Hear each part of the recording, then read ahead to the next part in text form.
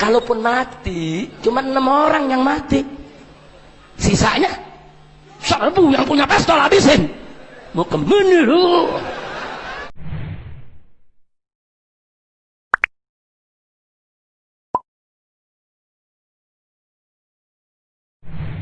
Betul? Wah, dia ngomong, Habib, musuh punya pistol, kita nggak punya. Iya, saudara, pistol Colt itu pelurunya cuma 6, betul?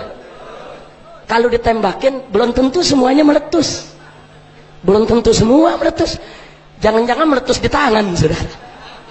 Kenapa mesti takut? Oh enggak Habib, pistolnya bagus, meletus semua. Kalau meletus semua belum tentu kena semua, saudara. Betul? Apa tiap tembakan pasti kena kita? Belum tentu. Loh, tapi ini penembak gitu Habib, pasti kena. Kalau kena belum tentu mempan, saudara. Betul? Betul? Wah, ada yang ngomong anak muda, Habib, kalau begitu ajarin ilmu kebal dong. Saya jawab, lu kalau kebal sahidnya kapan, goblok? Lu mau kebal apa mau mati sahid? Betul? Ayo saya tanya, mau kebal apa mati sahid? Kebal apa mati sahid? Makanya jangan nanya ilmu kebal.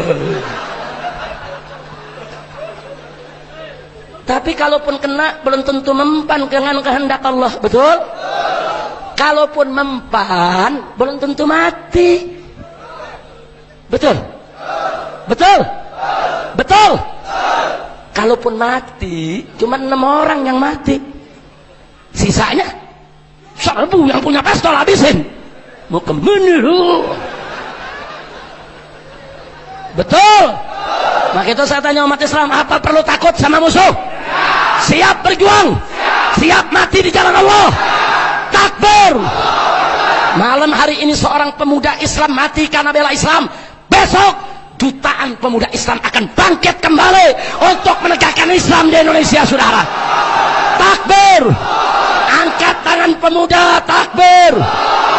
Takbir! Kalau kita amati, kelihatannya video ini ceramah ini berlangsung di Surabaya. Dan itu terjadi menurut keterangan sekitar 4 tahun yang lalu. Bagi kita tentu saja yang cara berpikirnya rasional menganggap itu hanya sebuah kebetulan. Hanya saja kemudian momentumnya sekarang tepat sehingga dimunculkan kembali. Tetapi bagi kalangan Nahdiyin, kalangan ahli sunnah wal jamaah, itu memang seorang ulama itu dianggap mempunyai karomah. Jadi karomah ini semacam dia mengetahui sesuatu yang akan terjadi. Apakah ada kaitannya ceramah Habib Rizik Syihab itu dengan peristiwa saat ini? Tentu saja agak sulit untuk membuktikannya. Dan biarkan saja publik yang menilai sendiri. Berkaitan dengan kematian 6 orang Laskar Front Pembela Islam itu, Ustadz Abdul Somad, dai kondang kita, memberikan wejangan kepada masyarakat kita dan juga umat Islam. Assalamualaikum warahmatullahi wabarakatuh. Ada 3 poin yang mau saya sampaikan. Yang pertama, A'udzubillahi minasyaitonirrajim. Man qatala nafsan bighairi nafsin faka'annama qatalan nasa jami'ah. Siapa yang membunuh 1 orang, maka dia sama seperti membunuh semua orang. Wa man qatala mu'minan muta'ammidan fajaza'uhu jahannam. Siapa yang membunuh orang beriman, maka balasannya adalah neraka jahannam. Itu dalam ajaran Islam. Tidak ada satu agama pun di dunia ini yang mengajarkan membunuh sebagai solusi menyelesaikan masalah. Poin pertama. Poin yang kedua, meminta kepada Komnas HAM untuk mengusut tuntas supaya tidak terjadi fitnah berkepanjangan, untuk mematikan percikan-percikan api di tengah lalang kering. Kalau Komnas HAM bertindak, diusut tuntas apa yang sebenarnya terjadi, maka insya Allah Allah menolong, selesailah masalah. Yang ketiga, kepada seluruh jamaah, seluruh bangsa Indonesia, agar jangan tidak terprovokasi. Cerdas berpikir, cerdas bermedsos, dan banyak berdoa kepada Allah. Jangan lupa, hidup ini ada yang mengatur. Tidak ada satupun yang luput dari pandangan Allah. Tidak ada satu yang lepas dari pengetahuan Allah. Allah tidak tidur.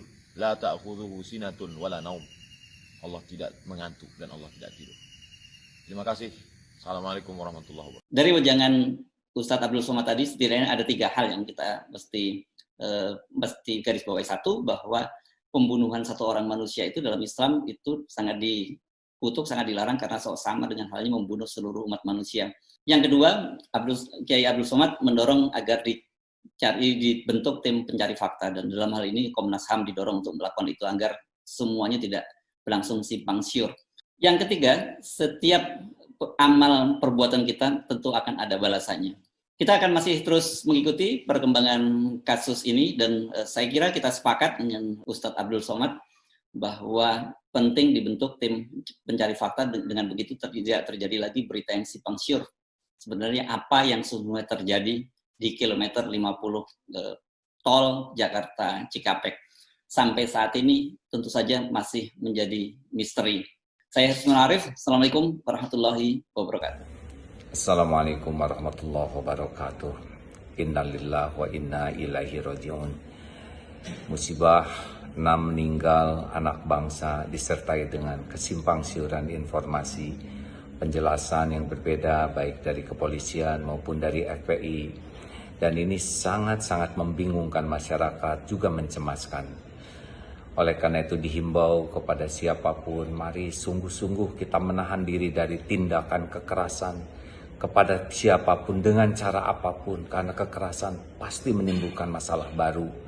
Dan hindari menyebarkan informasi, penjelasan yang salah, karena itu kedustaan yang akan sangat menyesatkan masyarakat.